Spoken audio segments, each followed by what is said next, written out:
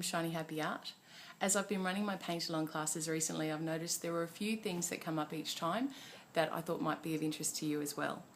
But firstly, let's have a look at what brushes we use in the class. There are 4 main brushes that we use. Firstly, I like one of these really big, scratchy, number 12 hog's bristle brushes. This is a pretty cheap one. I like that it's scratchy. It helps you just be rough and ready when you're putting on a background, which makes it more interesting in the end. The second one that we use a lot is this number 12 round bristled brush. So that's for doing a lot of the first initial lines on your piece and filling in some spaces.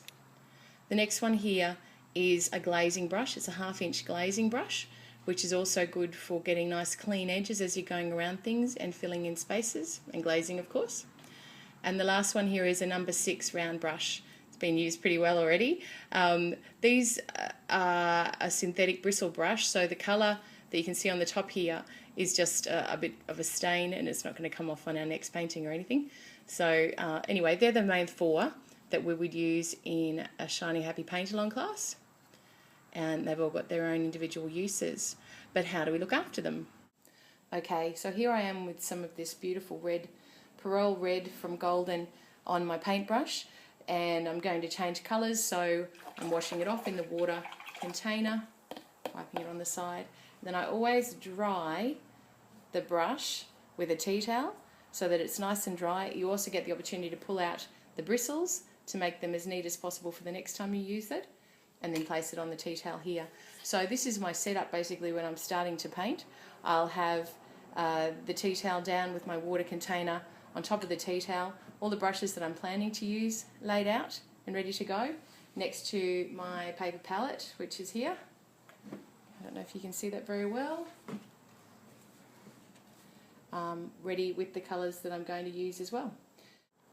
Now we'll talk just a little bit about how you can mix colours on the palette. So here I've got 3 puddles of paint. We've got a beautiful Perol red, we've got a phthalo blue, an ultramarine blue, and a titanium white here in the middle. The reason I put the white in the middle is because I'm going to actually pastelise these other 3 colours on the outside using the same puddle of white. So it's important to remember that you'll have more control over the mix that you're going to do if you don't put your brush into the middle and swish it all around and then swish all of this around and bring them both together. You'll just have a giant puddle of the same colour. Now variation is good, so if instead you're going to mix it by just maybe pulling a bit from the corner of this puddle and then adding a bit from this, you'll have a bit more control. You can pull in some more white if you want it to be lighter. Okay.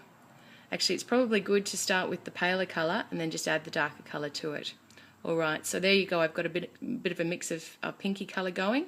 If I wanted to make it darker, I'd just pull in some more red. But can you see, if I didn't pull it in from the individual puddles, I'd be left with just one mix of one colour, pink, and I wouldn't have the opportunity to mix the colour I really was looking for.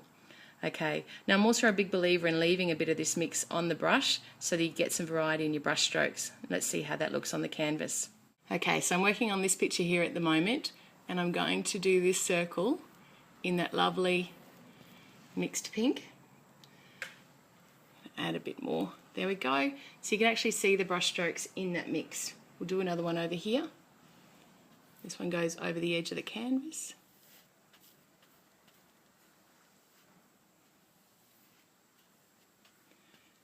Now I quite like seeing that mix of brush strokes in the piece. I don't want it to be too perfect. Wouldn't want them to think a computer's done it. So it's good. So you're partly mixing the colours on your palette and you're partly mixing the colours on your canvas. So there you go. That's just the first in this series of mini Shiny Happy Art videos that I have planned. If there's anything in particular you'd like me to cover, please don't hesitate to contact me via the website, which is shinyhappyart.com, or the Facebook page. I think both of those would be good ways of getting a message to me. Other than that, I hope some of those things that we've covered today will help you with your next painting, and I really encourage you to do it because it's great fun. All right, I'll talk to you later. Bye.